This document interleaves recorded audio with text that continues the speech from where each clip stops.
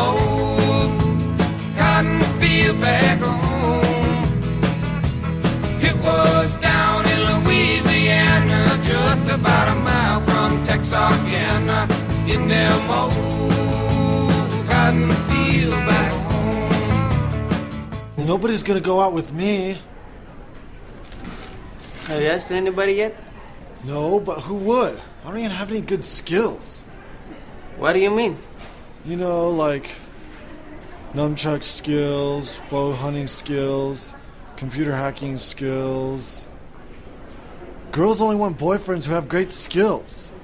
And you know, Napoleon Dynamite makes a great point as he speaks with Pablo there. Was that Pablo or Pedro? Who are we supposed to vote for? I always forget that. You know, I think we're supposed to vote for Pedro.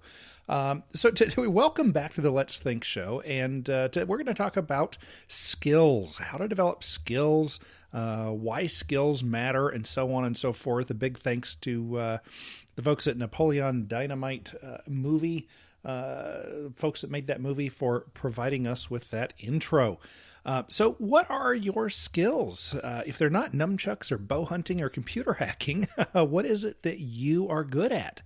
And I would suggest to you that even if you're driving along right now, or you're sitting at home and maybe your mentor, somebody who cares about you, sent you this podcast and said, hey, this will do you some good. Listen to this for an hour and, it'll help you get your life in a better track, going on a better track.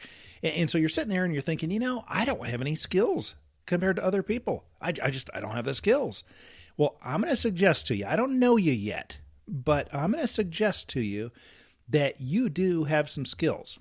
I'll bet you that there are one or two or three or maybe even more things that if we took the 1,000 people closest to you, or the 999 people that are closest to you right now, and if we asked them all, or we somehow were able to interview them and figure this out, I'll bet you that there are a number of things that you are better at than any of those 999 people. And that's, at first you think, well, no, I'm not that good. But yes, I'll bet you so. And when I look at myself, here, let me just give you an example. I grew up in the back hills of Tennessee in a Mennonite community, a farming community. And I worked in a leather shop when I was, 13, 14 years old for a little over a year. And I am not the greatest leatherman. I haven't worked in leather for, 30-something years. However, you take the next 999 closest people to me, and I'll bet you I'm up there toward the top as far as skills in repairing a harness for draft horses to pull a wagon, or repairing a saddle or a bridle or a dog collar, that kind of thing. So even though I'm not the best of the best of the best, I'm better than the next 999 people. And knowing about Mennonite culture. Right now, you're listening to this. Right now, I'm recording this show from Fountain Hills, Arizona. And I don't know about everybody around me, but chances are I know more about Mennonite culture, Holderman to be exact, and horse and buggy Mennonites, and kind of a whole plethora of different sects within that religion, or within that segment of a religion. I know more about that than most people around me. And I'm going to guess that there are a number of things that you know more about than the 999 people that are closest to you. So have some confidence in yourself. Think about these things. I'd even say jot them down. What 10 or 20 things are you really good at that you're probably better than the people around you? And then I would say, once you have those, or even beforehand, always be looking for challenges that you can put on yourself that will force you to develop new skills. So here's an example. This right now, you're listening to this in November of 2020. In September of 2020, I had no idea that I would be a radio show host, a talk show host. Things fell into place. Preparation meets luck, right? Things fell into place, and now I'm doing this. Well, I didn't know how to do a radio show. And as a listener, you're probably saying, you still don't, Shepherd. But, I'm learning. I'm coming along here. I'm learning a thing or two about audio mixing and sound levels and normalizing and the politics behind radio stations and how the business end of it works. And I didn't know any of this 2 months ago. And I'm learning new skills. I'm an old man. I'm nearly 50. I'm nearly 50 years old, and I'm still eagerly seeking out new skills to learn. And oh, do I ever fall flat on my face. Over and over and over. And of course, I love that because each time I fall down, I learn, hey, don't do that again. That was a good way to learn not to do that again. But I strongly suggest always be looking for new skills, especially ones that make you really uncomfortable. Get up and do some public speaking. Find excuses or opportunities to just get up and give a little speech in front of people, especially if you don't know anybody around you. You just get comfortable. You get those butterflies in your stomach. You get up, you say something silly, and then you walk out of the grocery store and go back to your side of town, and nobody ever knows. But guess what? Next time you do some public speaking, you're a little bit more comfortable. And this goes not only from you going out and experimenting and finding new challenges just for the sake of them, but it goes to your everyday vocation. What is it you do to earn value vouchers? That's something MJ DeMarco calls it in his wonderful book, Unscripted. If you haven't read that yet, I suggest it. I'll put a link to it in show notes. So if you go to openly voluntary / Let's Think. I'll put a link to that book in show notes. And as he says, value vouchers. He calls money value vouchers because that's really what it is. You provide something of value, and then somebody gives you some vouchers saying, hey, you provided me with some value. Here are some value vouchers. Whatever it is you do to go out and get your value vouchers, why not pick things that actually help you develop your skills?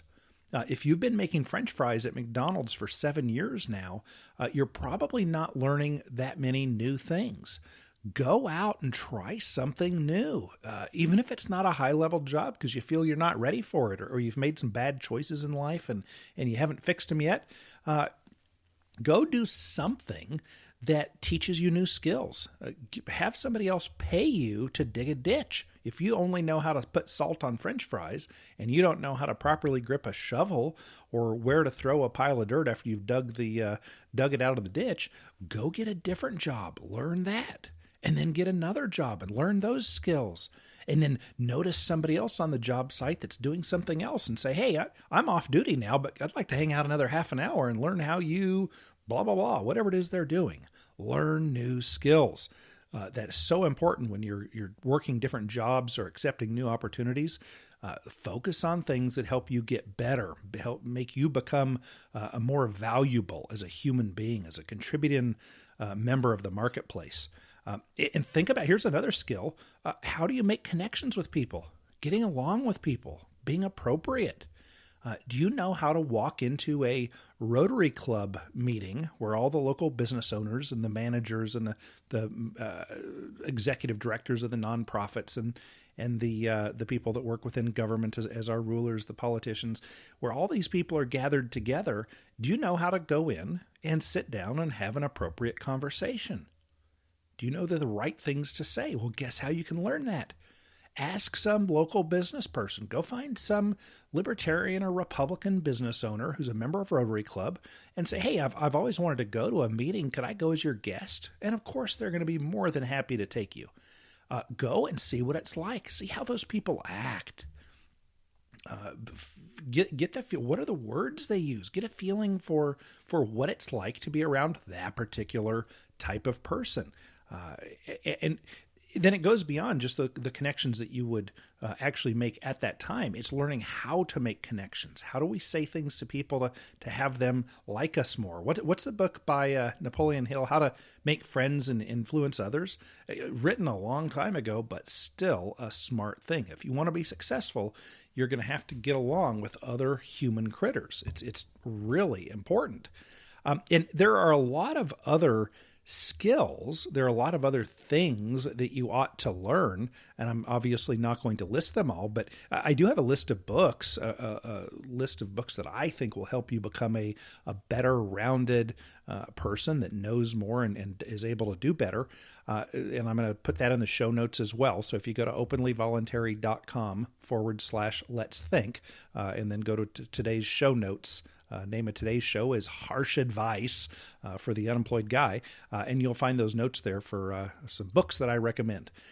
Now, here's another concept that I just love, and I believe it was Scott Adams, who was the Dilbert comic strip writer. He talks about skill stacking.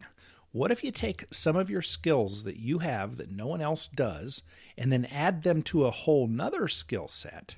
And just as a rough, fun example, let's say you're already good at doing a voice impression of Joe Biden for some reason. You're really good at that. That's one skill. And let's say you're better than just about everybody around you at that. Well, now, what if you went to YouTube and you started watching how-to videos on the software Audacity? It's a sound recording software. And you listened to that and you downloaded the free software and you practice and you became a pretty good voiceover artist that's able to do Joe Biden's voice. I mean, how many people know how to do voiceover? How many people know how to operate Audacity? How many people know how to operate or how to sound like Joe Biden? Now you've taken these different skills and you've stacked them on top of each other. And now instead of being 1 in 1,000, you're better than 1 in 1,000,000. I mean, how many people do a good Joe Biden accent that know how to do voiceover work, that have sound recording software and they're able to do it? And this is something you can do in 2 or 3 days if you already have that Joe Biden sound skill set. And this is just one example, but I strongly suggest that you really look into developing a lot of different skills, even ones you don't think you're going to need. Learn them, practice them, get good at them. At some point, it will be very, very worthwhile. In just a moment, we will be back and we will talk more about you becoming a more valuable and productive member of society, and more importantly, the free market workplace.